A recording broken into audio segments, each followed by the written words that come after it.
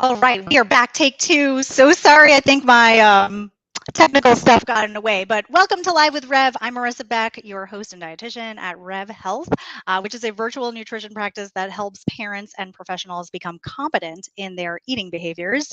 And I have such a special guest today. I want to give a big welcome to Judy Simon. She is near and dear to my heart on so many levels. Let me give Judy a proper introduction, and then we could dive right into how we know each other. So, Judy is a reproductive health dietitian who is the director of Mind Body Nutrition, and she's also a clinical instructor at the University of Washington. Judy speaks nationally on nutrition and fertility, and she's also held leadership roles in the American Society of Reproductive Medicine Nutrition Special Interest Group, and is a fellow of the Academy of Nutrition and Dietetics. She is the co-founder of the Food for Fertility program and the co-author of the upcoming book that we are going to be talking all about today, Getting to Baby, which you will be able to pre-order. I am going to drop a link into the comments so that you can see this link right away. So if you wanted to pre-order it, it is right there for you.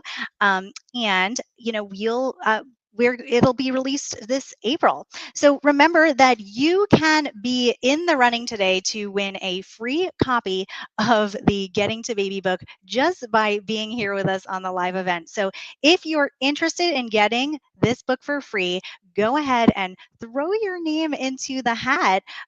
Drop a yes in the comments if you are interested in trying to get your free book at the end of this drawing. And so stay tuned. By the end, we will pick a name from the hat so that you can get your copy for free. Okay, so on to the next. I am so thrilled that you can join me today, Judy, especially on your birthday. So True. happy birthday to you. Thank you so much for being here and welcome. Thanks, Marissa. I am just really honored to be a guest on your show and to talk about getting to baby and our mutual interest in nutrition and health and to help the people we work with have better lives, truly. Oh, that's so nice. Absolutely. I agree with all of that. So, Judy, I think we should tell everyone first the story about how we met. What do you think? I think it's a good one. We were just arguing about what year it was, and we figured it out for sure. I can set the stage a little bit. Back in 2013, on a humid day in Houston, Texas, both Marissa and I, we didn't know each other, were attending kind of the Dietitian Super Bowl, which is a food and nutrition conference. We call it the Fancy Conference. And this is the first time I was invited to speak nationally on my favorite topic, nutrition and fertility. And I got to speak with Dr. Jorge Chavarro, who is on faculty at Harvard, who wrote the fertility diet book and did some of the first really large, significant work in the area of nutrition and fertility.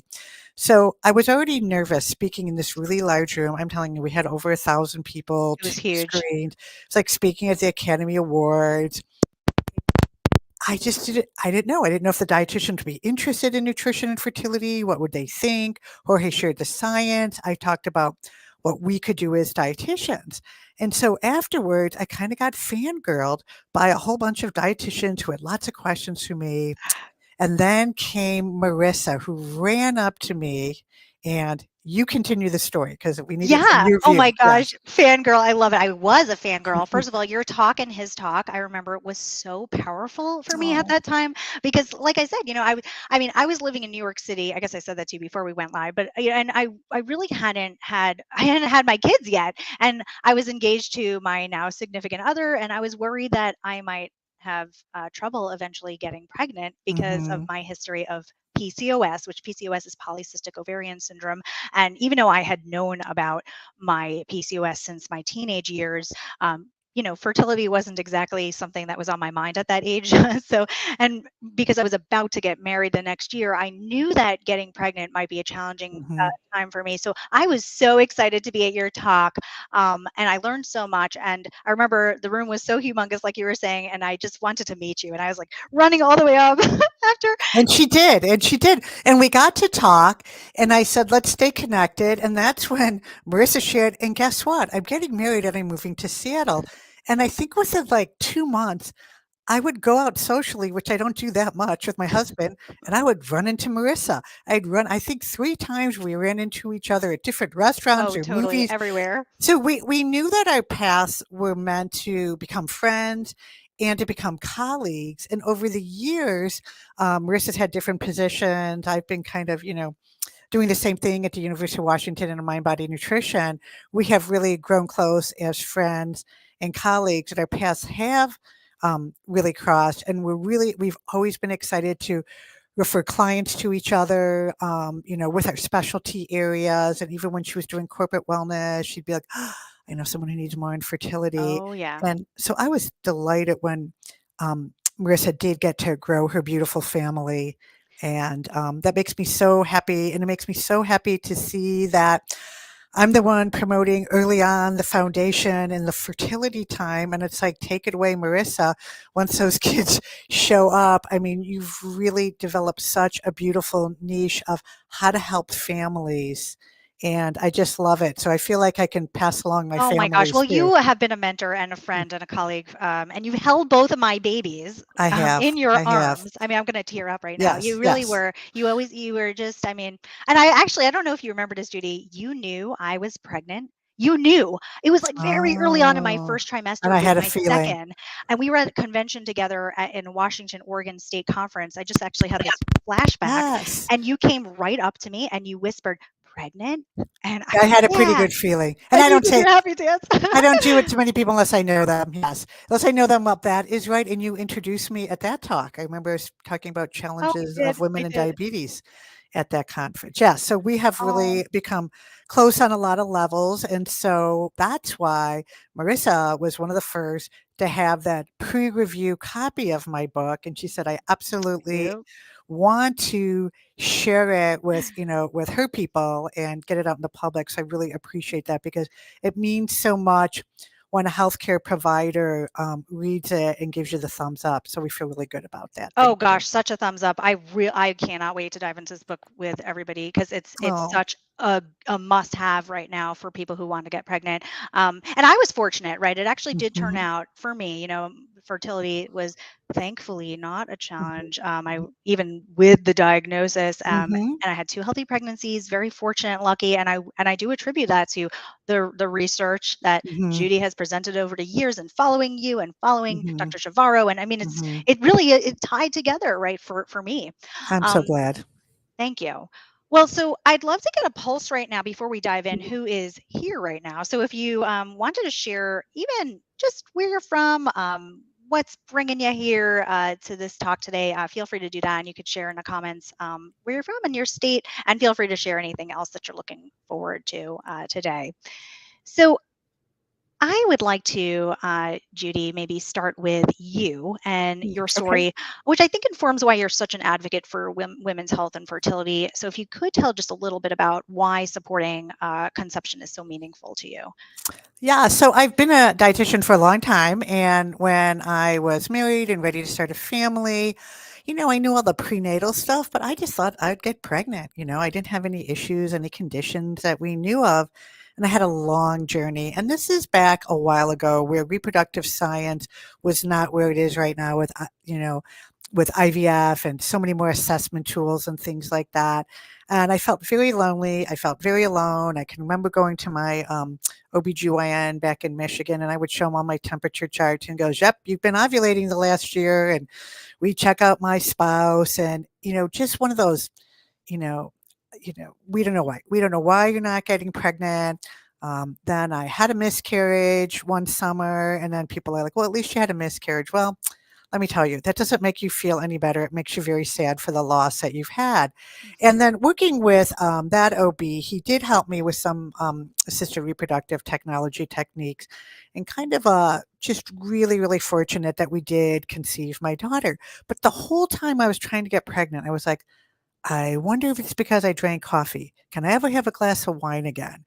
Is there anything about where I live environmentally that's impacting my fertility? Because nothing we could find structurally or hormonally, was wrong. And then fast forward, when I did move out to Washington State, and I had this lovely, young infant, I actually spontaneously conceived with my son, which Oh, I didn't even think was possible. I was in denial, and I was like, "Well, what's different? I'm older. What's different?" And and I really didn't know. And so I took a few years off to be with my kiddos. And when I went back to work, I really wanted my work to be meaningful. And so I was lucky enough to start off at the University of Washington and work in family medicine. And that opened my door to PCOS, Marissa. It opened my door because oh, I hadn't really learned about it back in school. It was like calories in, calories out. mhm, And I kept meeting these young women who would go off the pill. They didn't get their period. I found out they were having all these fertility issues. And I kind of ran next door to the reproductive endocrinologist, which is how I met my co author, Angela Thayer, mhm. my dear colleague and friend, reproductive endocrinologist. And I'm like, would you please teach me everything about PCOS? So it really opened up the door for me for learning about the role of nutrition and lifestyle with PCOS Right. and fertility. And then the bigger door of everyone. What is different about 50% of pregnancies aren't planned, but what about those who are planning? And what about those 10 to 12% who have infertility? And that's where I really dove in and I kind of joined the reproductive world. I already was embedded in the nutrition world and women's health, practice groups, but I had to be one of the lone dietitians, and I joined Mhm. American Society of Reproductive Medicine. I've spoken at many of their conferences, and that's where I met people like Jorge Chavarro, Audrey Gaskins. I mean, I really met researchers in the area of fertility. I met reproductive endocrinologists like Dr. Angela Thayer, who were really interested in the link between lifestyle and how can we optimize people's health to help not only improve their chance to get pregnant, but to have a healthy pregnancy too.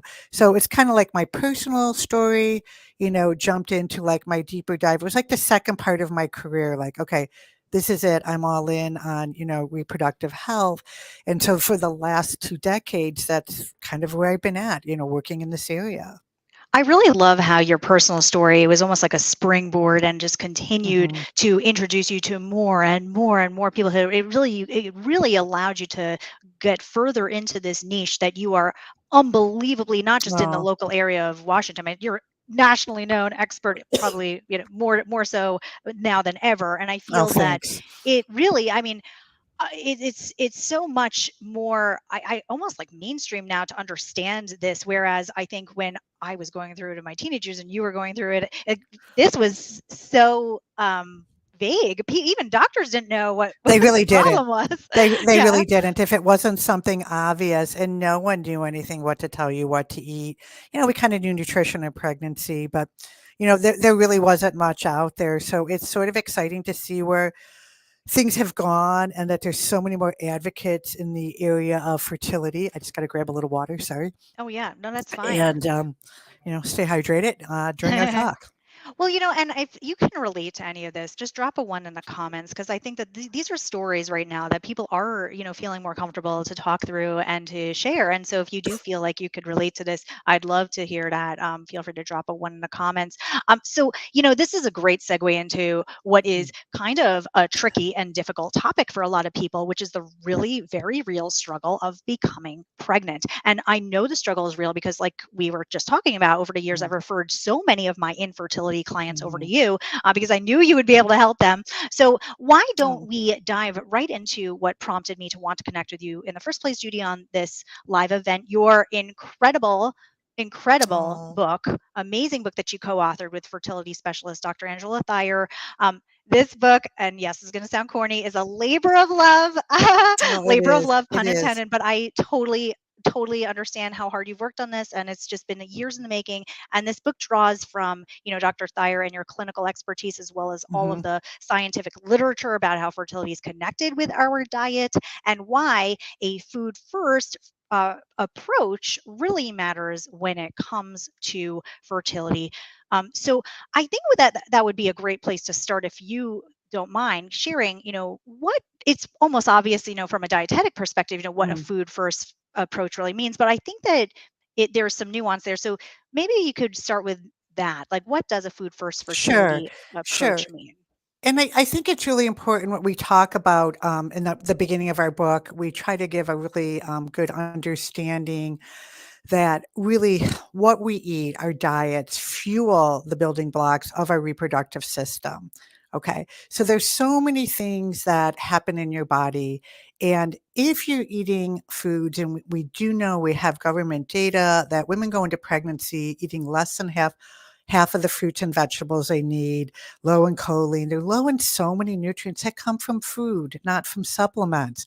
So what happens is if you have sort of this food for fertility foundation, you can combat harmful cellular changes due to inflammation and aging, and really allow that the gametes, the embryo and the sperm, can be of the highest quality, and your uterus and your reproductive organs can be ready for implantation. And to go just one step back, if that's okay, Yeah. what really led us to writing this book, besides that we know we weren't going to see everybody one on one. Boy, like 12 or 13 years ago, I had a thriving practice, and the fertility docs were really sending me a lot of patients, and I would meet these amazing women. And a lot of advice that they would get back then was, if you would just lose some weight and get healthier. And the docs would often equate being in a larger body and not being healthy. Now, sometimes these women had PCOS, sometimes they had prediabetes, sometimes they didn't, right? But and those would be more of the women who'd be sent to me. And I would meet these amazing women, and fertility can take time to get your cycle, time to wait for a procedure, time to get test results. And what a great time to spend that 3 months prior to conception on, optimizing health.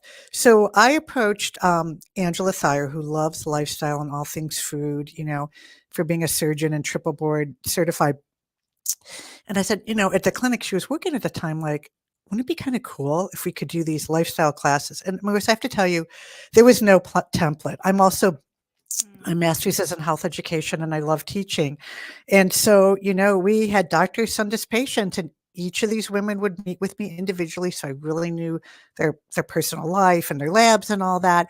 And then what we would do is like 6 to 7 Saturday mornings in a row. We literally met for about between 2 and 2.5 hours at a fertility clinic, like staff lounge. And if you can believe it, it did end up turning into a kitchen, but we literally like had microwaves, and I bring electric fry pans, and we would cook, and we would have a Oh, theme I every believe week, it. whether it was greens and lentils. Wait, we had more. We would do meal planning and recipes and tasting and eating. I would have people come in and teach yoga and exercise, used a lot of Oh, graduate wow. students. And then we always took a walk at the end. We walked by Lake Union, and it built a sense of community, which is what we encourage in our book, support. We talked about joyful movement, no matter, who you were or what your experience was. And so what we started finding is after these 6 weeks, we'd have some monthly classes, but fast forward, we did this for 10 years live, and we really, really upped the culinary medicine part and the cooking skills. And women will still email me after their second child and tell me what recipes they're still making, because Mhm. we introduce them to things that were really like they didn't know. We increase their self-efficacy, their belief that they really had the ability to optimize their health on so many levels and Oh, not feel that's right. like I'm failing, I'm not pregnant. They were like achieving things. The So that self-efficacy was is so important there, and I think yeah. your recipes in the book are so delicious, so easy, so accessible, right? And so that's kind of and Mhm. so you and Dr. Thayer have essentially taken your Food First fertility program that you Yes, created and then made it into this, yes. like, master Put in class the all book. inside of this book. Yeah, It exactly. it and Yeah, and that was our yeah, idea because we went to right. virtual, and then COVID, and let me tell you, it takes a few years to write a book proposal. Angela did a lot of writing, word classes. She became certified as a plant-based chef. So we, really grew our skills, and then we asked the women as we were going on to the class, because we knew for a long time we were gonna write a book, whether it was a cookbook or what, we were gonna write a book, and they said, "I wanna share my story." So over the years, we had so many interviews that we had written up, and I feel, and I hope you found in the book, that the stories were very hopeful for people, that they would feel like, oh, yeah, I felt the same way or where I'm at. So we had the stories. And then that's really where we thought, okay, we got to start from the beginning and explain what is that connection between nutrition and fertility, and how do you move towards a food first fertility plan. And what we were finding is, people were listening to a lot of influencers or listening to some of the popular media that wasn't written by healthcare professionals. And they would come with a list of like 26 supplements. And I'm like, well, some of these are okay. Well, let's talk about what you're eating. Let's meet you where you're at, and let's see what we could do to fill in much bigger gaps. Because as you know, a food is a lot more than a prenatal supplement or an individual Yeah. supplement. And Oh, I always tell totally. people when we learn about greens and beans, I go, "Oh my gosh, you get so much from greens and beans. You're getting your fiber and your iron Yes. and magnesium and protein. And what are the things that you're getting? And folic and folate." And so learning about that and then learning easy skills. And I think that's why you notice a little culinary medicine tips in each chapter. So we like devote like, gosh, what is it like? Something like 6 of the 7 of the chapters just on a type of food, lusty legumes, eat the rainbow, That's like the make it thing. fun. You dive so deep into all of this, right? It's not just stating, oh, this is what you should do. Like you dive deep. And I think that that connection where people can understand the nutrients Mhm, and all of the micronutrients that really do have that correlation to mhm, fertility, why they should eat it. It's not just a what, it's the why and it's the how, and it all comes together. And it really is a lifestyle, right? Like you said in your book, mhm, nutrition is not part of the mainstream fertility advice or intervention mhm, that we would be receiving. So I think what I like and what separates, getting to baby apart from like pretty much all other fertility advice is that this isn't a diet. mhm, It's not a diet. Instead, it's truly how you are able to draw upon all the research and support reproductive health in this weight inclusive way, where mhm, you aren't necessarily focusing on weight at all. Like you're focusing on all the health mhm, aspects of what one would need mhm, in order to achieve a successful pregnancy. And rather than focusing on that weight, we're encouraging people to mhm, think about exercise and nutrient dense foods versus deprivation and strict caloric mhm. limitations. The goal Yeah. is to conceive by changing lifestyle versus focusing on the Mhm. weight. Right, and so often, the women, primarily that we worked with. So first of all, if they have partners, everything we recommend is great for their partners. And there was a time when we were doing the classes that I would have, if they had partners, I would say, invite your partner to a brunch at the end, and we would really talk a little bit about that. And now there's so many different ways to build families. We've had a lot of single women. We've had a lot of, gay couples, surrogates. All different types of ways to build family. And, really, if you wanna be healthy for fertility, you need to be healthy for life. So, we'll have a lot of folks that might have metabolic issues. Maybe they have high lipids, they have elevated blood sugars, and we don't want them to get so crazy about the numbers, but we could say, "Yeah, in 2 or 3 months, you're gonna improve your glycemic control and your lipids and your blood pressure." And we do have the data that what you eat at the time of conception Mhm. will reduce your risk for what they call adverse outcomes of pregnancy, gestational diabetes, preeclampsia. So it doesn't matter what you weigh. And I think we put the emphasis on feeling good, on being healthy in wherever that meets for you. And for some people, they're doing pretty darn good, and for other people, like, "Oh, I'm so afraid of fish. How can we work fish?" And you might have noticed a lot of emphasis on being we like to use the word our plan is what we like to call is plant forward. You don't have to be a vegetarian, you don't have to be a vegan. It's okay to eat animal protein. We talk about eggs and dairy and fish, but we also talk about the protein swap, and a lot of people are so hung up on how much protein they need. Like, how about the fiber? How about the fruits and the vegetables and grains? So we wanna bring that out, and we found that from teaching so many cooking classes that people were pretty good at animal protein, so we kind of filled in the rest, like, "Hey, let's Mhm. make a quinoa black bean salad," or "Let's make a lentil chili," or, muffins, and we really tried to get away from, like, we have a smoothie, and I'm like, "You don't have to use protein powder. We got yogurt, or we have soy milk, we have chia seeds."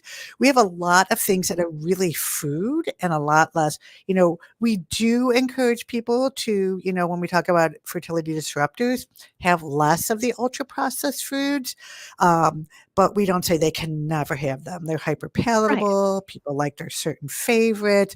But we do talk about scientifically what they don't contribute and what other foods do. And so if you're blocking out the foods you need because you're eating a lot of ultra processed foods, that's probably not, helping them with their fertility.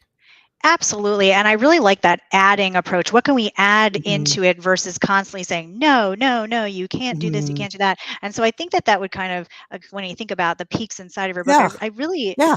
I really like how you were able to break it down, right? And so when you were Mhm, referring to the anti-inflammatory and the high fiber mhm, promotion and how the connection was to promote a better uterine environment for mhm, implantation, and then mhm. where are we trying to do that and what foods would emphasize that. And so I think when we think about fiber, right, where does fiber come from? You're not getting it from, yes, you could find things that have protein in it, but you're not saying, oh, I'm going to eat my protein for fiber. You're looking at a plant Mhm, forward diet. You're looking at your whole mhm, grains. You're looking at your beans and legumes and nuts and mhm. seeds and produce. And so if we're thinking about those types of high fiber foods and how we get them, we're killing so many birds with one stone, right? We're also focusing on Absolutely, lower glycemic absolutely. loads. We're Yep. reducing insulin resistance. We're having foods higher in antioxidants. So by doing all those Mhm. things, you mentioned in It the book, you're comes together. strengthening everything, right? You're strengthening your sperm and egg production and Mhm. function. And so when we're looking at this plant forward diet, we're thinking about how this drives the fertility, but it doesn't have to be the only way. Right, right. And so that's where, Angela really dug deep into the gut and the hormones. And I think very few people with PCOS have no idea the benefits, even if their blood sugars are normal, the benefits of more fiber in their diet and how that modulation of the gut microbiota biota can actually have an influence on an estrogen dominant conditions, what, having more fiber. Now, that being said, you and I are dietitians. We know there's people that say, IBS, I can eat onion and garlic. No problem. Yeah. We're going to work Right. with them, right? Or we're going to say, Mhm. let's add that fiber slowly. But, the Right. benefits for preventing all chronic disease really makes a difference. So you're right. We're really big on high fiber, antioxidant, and lower glycemic.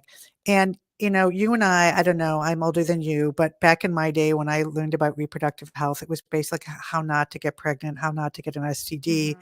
It just now the tides are turning a little bit to teach people at a much younger age, maybe junior high, high school, the beautiful about, if they choose to have a family and, and how their health can benefit that, and that's so important to learn, rather than just all the negatives that these are, really wonderful things. And to understand their periods.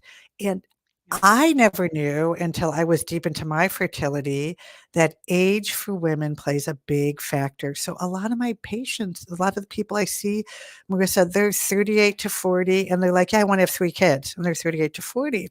Well, Mhm. we know that, peak egg quality is like in your mid 20s. And after 35, it starts to take a bucket. And guess what? When you get closer to 40, IVF is not necessarily your friend unless you're using donor eggs. I mean, the percentage of Mhm. success is not fantastic. So when I speak to dietitians and other people, I talk about age and what's important and that we're lucky if we live in a state that has, allows reproductive health. Mhm. We're having Oh yeah. some issues Some and problems right now. politics Yes. today on that, right? Yes. That, people don't realize we have more options. So there are women who are choosing to freeze their eggs at age 30. They're not in a relationship, they don't want to have Right. kids yet. They can freeze age 30 eggs, which are going to have less genetic issues than age 40 eggs. And it's not to say you might not have a baby at 44, but Mhm. it's more of a risk and the likelihood is less. So you're kind of balancing aging. So the point I wanted to get is, and we talk about in the book a lot, is when people talk about egg quality, you have those same eggs you were born with. And we lose some every month. There's a atresia, we lose eggs. But if the environment, when that oocyte, that egg is developing and getting ready, for its monthly journey, if those 3 months before you're eating, even those 2 or 3 months before, you're eating a healthier diet with more antioxidants, so you can have a positive impact on the outcome of that egg.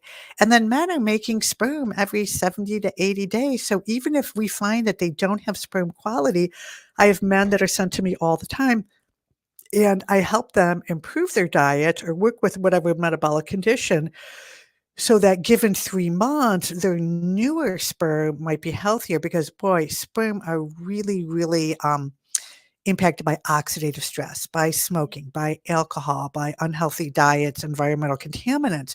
So they have another chance. So I will tell women, even if you can get that guy to eat a handful of nuts a day, he's probably going to improve his sperm quality. Eating fish, Yes, and nuts, I and some think you vitamin mentioned, D. what was it, 70 days for the, or so you said Yep, 70 to 80 days yep, for men, and for then sperm. it like a Mhm. 90-day period for Window for women. So women. Yeah. so that's a great recommendation because it's like if somebody feels Mhm, that, oh, I don't know if I could do this. Well, guess what? You can start anytime. And here's the time frame mhm, that it would take for you to create that mhm, optimal environment. Because when you think about the mhm. optimal environment, it's not something that you needed to necessarily do. It would be great if you could do it for years and years and Yeah. years. But if you didn't do it, guess what? You can do this now. Know Yeah. that you do have this period of time to create that optimal environment, Right. and that it's not Yeah. just the woman. Yeah. Yeah. So like after we talk about the whole relationship so you can understand, and this book is really referenced. So if you're a Yes, it is. nerd or you're a healthcare professional, you want to, where did they get that from? And I bring that up because there's a lot of misinformation from influencers, and my patients will have a failed IVF, and they're like, "Oh my gosh, maybe I didn't cut out enough gluten, dairy, soy, whatever." I'm like, "Well, if you don't Mm, have celiac and you tolerate dairy right. and you're fine with Why? soy, wow, these Yeah, actually are fertility boosters, and I can show totally. you the research why." So Mhm. anything we say is, really evidence-based in practice. And then we kind of, if you notice, the fertility plate looks a lot like, the My Daily plate, right? But kind of with more, emphasis on when you can, eating food from original sources and whole grains and eating the rainbow.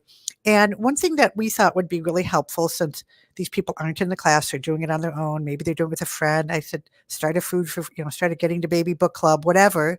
Um, Yeah. but we gave them sort of a 6-week guide, like, okay, kind of inventory through and maybe what you might want to work on this week or the second week. You might have seen the blueprint in there, I and it's did, going to I be did. I was different for gonna everyone. reference that. I Yeah. love What your did you 6-week think? guide.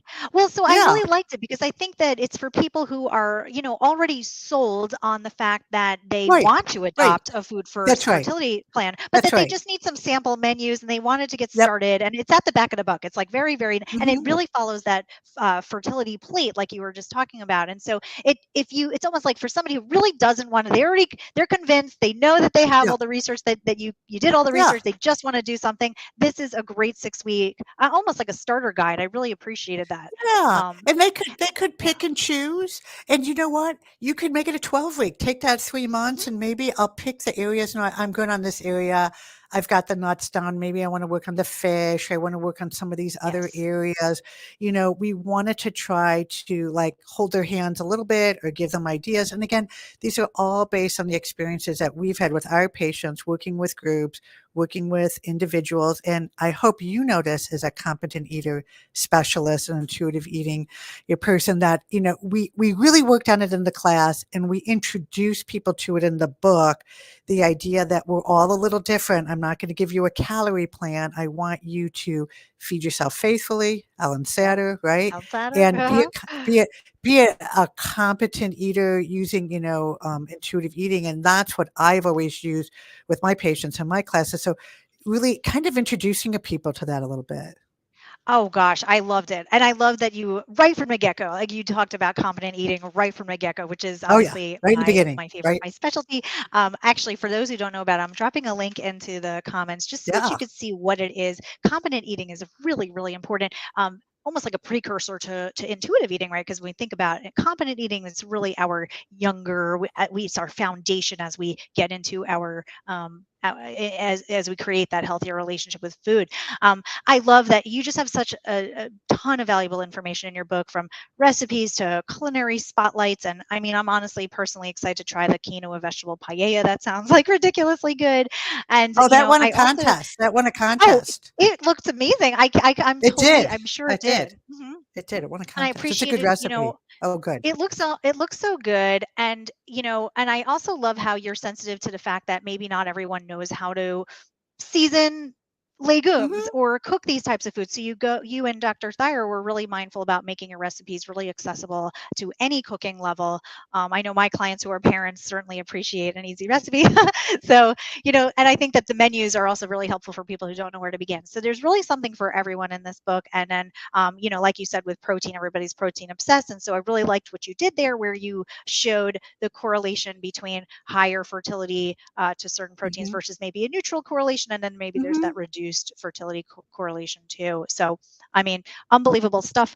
Now, I want to kind of get into just that last piece. You Mm. did bring up supplements, and I thought Mhm. that maybe for those who are curious about vitamins and minerals and supplements, the Food First Fertility Program doesn't mean not to supplement. I liked how Mhm. you said food first, supplements second, Mhm. because food Mhm. delivers all of the macronutrients and the Yes, micronutrients it that we does. need. So it's Yes. always better to get our nutrients from food. But you still touch upon which vitamins you do Mhm. recommend and which are optimal, or which are optional, I should say. So Right. as an example, I know you and Dr. Thayer do recommend folic acid to reduce the risk of neural tube defects, but maybe Mhm. something like B12 might be recommended to those who are just following a Mhm. plant-based diet, right? So Yeah, you make and that. yeah, so we just have kind of the general, folic acid, iodine, B12, and some iron. And then being that we're out in the Northwest, almost everyone needs some vitamin D, and that is safe. And then we talk a little bit about, hey, if you're truly a vegan, yes, you need B12 and choline. We talk about inositol, optional for PCOS, DHA. But you know what? Really, when it comes to antioxidants, and sometimes you'll see these very expensive supplements, and they will list like in you can only imagine how small the amount of an actual fruit and vegetable is actually in that pill, but they make it sound like, oh, it's a blend or proprietary Yes. blend. And people are spending a lot of money. They sometimes have to take 3 prenatals, and it might not even be third party certified. And when you're nauseous and you're pregnant, you don't want to take 3 supplements. So I No. really try to steer people to the basics. And then I say, have the conversation with your provider about your individual healthcare needs, because there are some nutrients that we want you to stop taking the supplement at the time of conception because we don't have pregnancy safety. So just because someone sells it in the body doesn't mean it's healthy for you. So I go a little bit more bare bones. We don't say any brands, whereas Mhm. other books really, people are just They're looking for trying to taking sell things. supplements. Yeah. They're trying to Right. sell things. We're just trying to sell our book. That's it. And Yeah. really want people to do healthy. We just did a pop up cooking class last Saturday where we did this. We I cooked saw that. We that. prepared Yeah. this split pea soup from from the book, and then we also did like some delicious roasted quinoa bowls. And we told people invite a kitchen. Some people had their moms, some people had their friends. Most of the people were trying to get pregnant. And I love, love, love that there were people who had never eaten beans or split peas. And when 30 minutes later, they couldn't believe the soup that they made. They go, I've never Hmm. eaten soup that didn't come out of a can. And they made a delicious soup that probably cost about $5 worth of ingredients, makes about 8 or 10 servings. And they're like, this is so delicious, Yeah. People And I don't think realize what they could what, do. yeah. And so we're hoping that if they try some of the recipes, they're like, it's not that hard, and I can freeze some of this, and I have more meals. So we're trying to be accessible. We're trying to be very global. A lot of our patients are South Asian and Indian, and they never use their stove. So one of my people last Saturday, she had to ask me like, "Judy, is this the right kind of pans to put in the oven?" And she loved everything completely different, just like when we try a different global cuisine. Oh, absolutely. And that's the whole Yes. thing. I think Yeah. about we are trying to, food is food.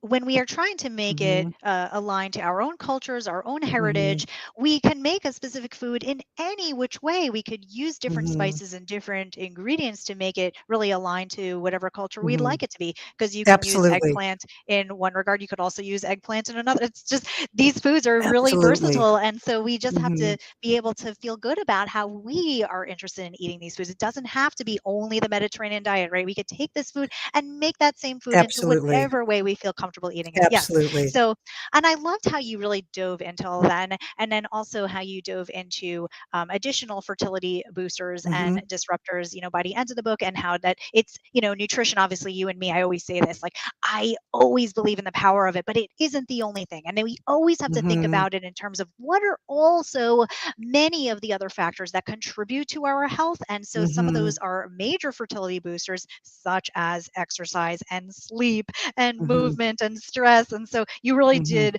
make sure that you pop that in there, because we want people to know that this is an approach that does encompass everything else about your Mhm. health, not just the food. Yeah. So, and then you also kind of talked a little bit about the disruptors earlier in Mhm. this live, but I really feel that that was incredibly important to bring up, so that people understand, like, you do have some environmental toxins to be aware of, Mhm. so that people could Mhm. stop Googling, oh, what to do, what not to do. And truthfully, it's all in here, so you don't really have to do that. You just get the And book, did because it you really does have everything in there. last point I want to make, did you notice that we did talk about when it comes to produce, the number one thing is that you're eating it, right? You're eating a Yes. variety, hopefully seasonal. Seasonal isn't available. Use frozen. Wash your produce to get rid of pesticides. But we don't want people to feel like if they're at the grocery store and the Right. They have asparagus to that get is organic. organic Mhm. costs 3 times as much, it's not in their Yeah. budget, so they skip eating it. Local is best, but you don't have to eat organic to have the fertility benefits, right? I just got some asparagus from California last night because it's not here yet in Washington, but asparagus is pretty close, better than coming from another country. So really, it's eating the produce first, washing it well, that will reduce, pesticides. There's a lot of scare tactics out there, and we don't want people to feel like things have to have a health halo and they're not attainable, or people Oh, can say, thank "What the you. heck? Yes. Let's just eat fast food." And so that was a really important point, you know, um, save money on having less animal products perhaps, and when you do buy them, look at the quality of the type that you can afford that's in your budget. Yes, such a great recommendation there. We don't want people to feel that, oh, you have to get Mhm, organic if you want to eat healthfully. mhm, Absolutely not. You mhm, can just don't need to spring for organic at all. You mhm, you can just wash your vegetables, wash your fruit. mhm. Just we want you to eat them. So that's We number do, one. we You don't do. need to deal with the organic or not organic. Absolutely. So I want to make sure that we give a chance to people. If you did want to follow Judy for more, or go to her Instagram handle. She is at Fertile Nutrition. And so I want to make sure I put that into the Mhm, comments so that you could follow Judy, if you did want to learn more. And then also, that's where she does offer some updates and resources, about all of her classes that she does. And then if you did want to order, pre-order your Getting to Baby mhm, copy, I added that, also in the comments, but I'll go ahead and put that in there again so that you could pre-order.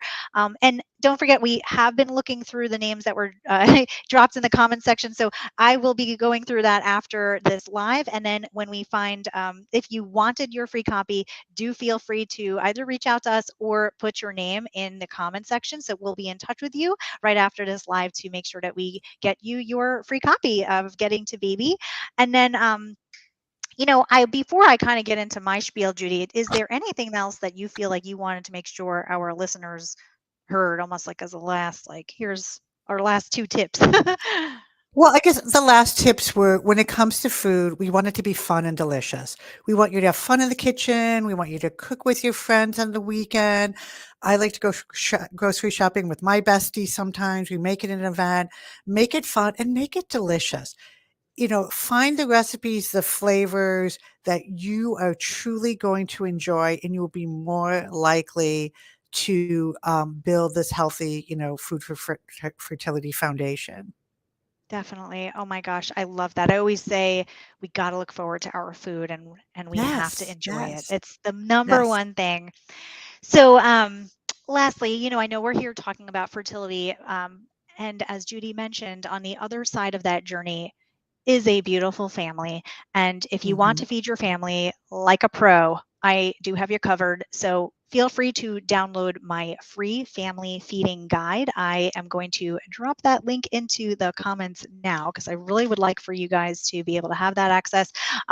And it's just something where we want to be able to support you on either side. We want to be able to support you on getting yourself pregnant, getting through a healthy pregnancy, and then on the other side, feeding your family and yourself Mhm. in a competent, mindful, intuitive eating manner. That's what this is all about, and it's why we are We here. got you covered. So We got you we covered. do. Starting that family, and then once you have that family, keep the momentum going. Absolutely. Trying to Oh my complement gosh, each other. totally.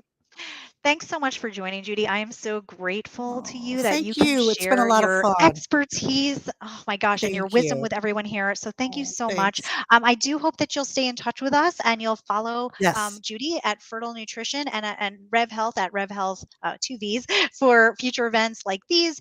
Or you can follow us on social media, as well as I have the Revolution, which is a free newsletter that drops every Monday, and you can visit Rev Health front slash links if you would like to be a part of the revolution. So I'll put that in there. And I just hope that you enjoyed everything about today and that you feel excited and motivated to start your journey. So thank you so much. Thanks, Marissa.